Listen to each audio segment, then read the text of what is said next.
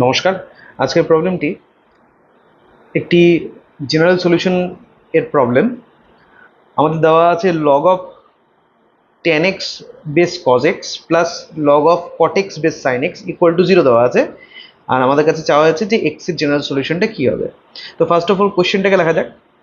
log tan x base cos x plus log cot x বেস sin x equal to দেওয়া আছে 0। আমরা কি করব, লগের জেনারেল কনসেপ্টটাকে অ্যাপ্লাই করব। log of tan x by log of cos x plus log of cot x by log of sin x, এটা ইকুয়াল টু 0 করে দিলাম। কি অ্যাপ্লাই করা হলো এখানে? এখানে অ্যাপ্লাই করা হলো যে log of a base b কি হয়, log a by log b।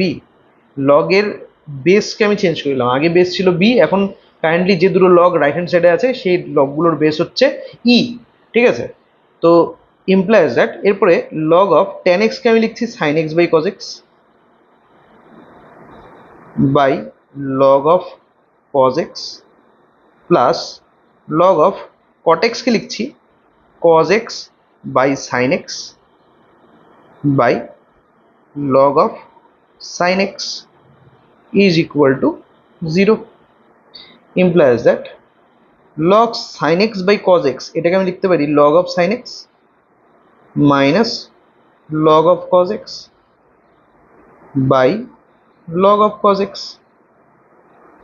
plus log of cos x minus একই রকম ভাবে আমি লিখতে পারি log of sin x by log of sin x is equal to 0। আমরা এখন সেপারেট যদি করে দিই, উপরের নিউমারেটর এ আছে log sin x minus log cos x, তো প্রত্যেককে যদি আমি log cos x দিয়ে ডিভাইড করি তাহলে এখানে পাবো log of sin x by log of cos x minus log of cos x by log of cos x মানে 1 হয়ে যাবে।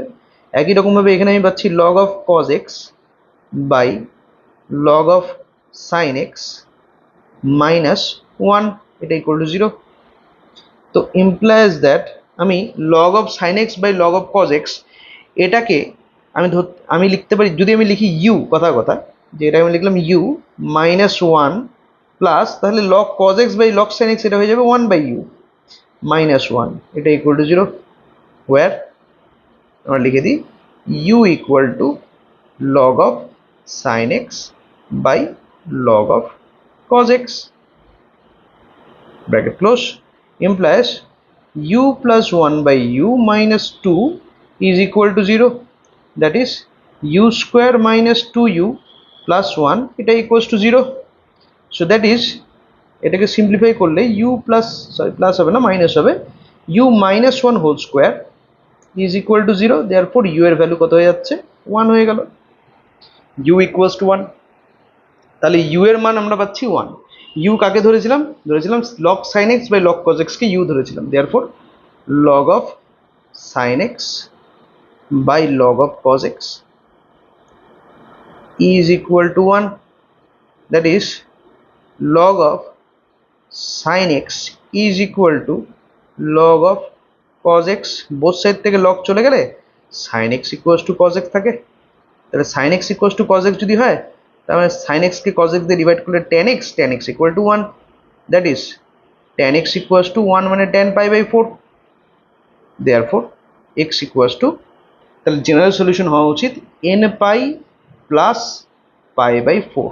ঠিক আছে, n pi plus pi by 4। তো দেখি আমাদের কোনো অপশনের সাথে এটা ম্যাচ করছে কিনা।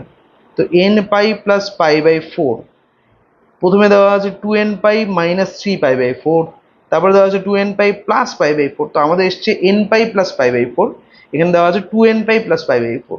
তো আমাদের একবার চেক করে নিতে হবে, a আর c তো ক্যান্সেল হয়ে যাচ্ছে ইমিডিয়েটলি, বি নাম্বারটা আমাদের অ্যান্সারের সাথে কিছুটা ম্যাচ করছে। আমরা চেক করে নিব যে n pi plus pi by 4, that is n এর দুটো পসিবল ভ্যালু হচ্ছে যে x ইকুয়ালস টু আমরা লিখতে পারি n এর দুটো পসিবল ভ্যালু, n তো একটা ইন্টিজার, তো দু ধরনের ইন্টিজারকে আমরা নিতে পারি, একটা হচ্ছে ইভেন ইন্টিজার, একটা অড ইন্টিজার। তো n যদি ইভেন হয় তার মানে 2m pi plus pi by 4 যদি হয় তাহলে একরকম, আরেকটা হচ্ছে 2m plus 1 into pi plus pi by four. Odd integer হলে পরে আমরা এমকে এভাবে লিখতে পারি। তো আমরা চেক করে দেখবো যে দুজনের জন্যই ঘটনাটা সত্যি হয় কিনা, গিভেন ইকুয়েশনটা দুজনের জন্যই স্যাটিসফাইড হয় কিনা। যদি কোনো একজনের জন্য স্যাটিসফাইড না হয় তাহলে পরে আমি সেটাকে কনসিডার করব। তো implies that x equals to 2m pi plus pi by 4 কমা এখানে 2m pi plus 1 into pi by 4 plus pi by 4 এটাকে আমি লিখতে পারি 2m pi plus 5 pi by 4। ওকে, তো 5 pi by 4 মানে কিন্তু এটা একটা থার্ড কোয়াড্রেন্টের অ্যাঙ্গেল 5 pi by 4। এখানে tan এর মান পজিটিভ হবে বাট সাইন কস নেগেটিভ হবে। তো এখানে কি বলেছে দেখি, ফার্স্টে বলেছে যে log of tan x divided by log of cos x।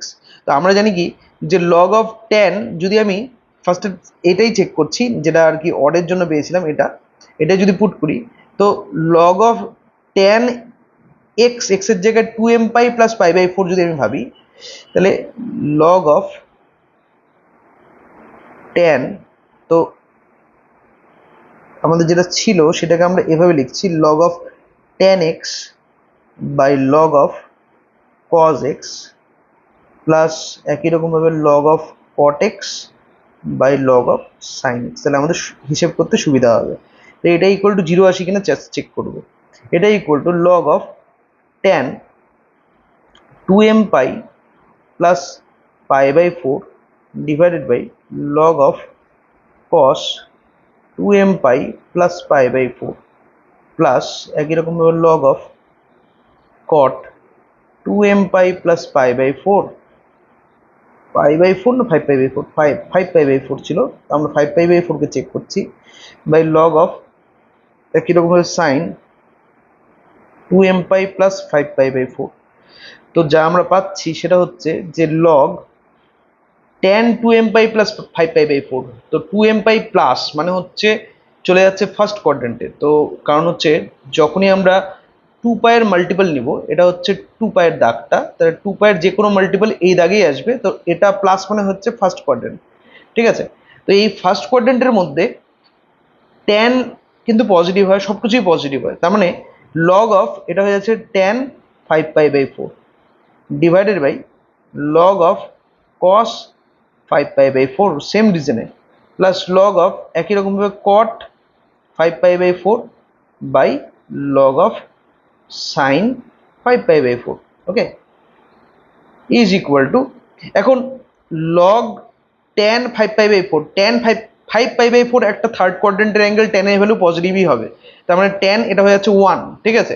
Log tan 5 pi by 4 এর ভ্যালু হয়ে যাচ্ছে 1। Okay, but log of cos 5 pi by 4, এখন cos 5 পাই বাই 4 কিন্তু নেগেটিভ ভ্যালু একটা, ঠিক আছে।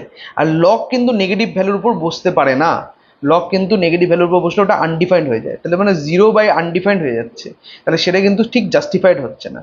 তার মানে সঠিক অ্যান্সারটায় আমরা সঠিক অ্যান্সার হিসেবে এটাকে নিতে পারছি না, ঠিক আছে। সো সঠিক অ্যান্সার হিসেবে আমরা যে দেখতে পাচ্ছি সেটা হচ্ছে 2m pi plus pi by 4, এটাই একমাত্র সলিউশন হচ্ছে। তাহলে সঠিক অ্যান্সারে চলে যাবে B number 2n pi plus pi by 4। Thank you.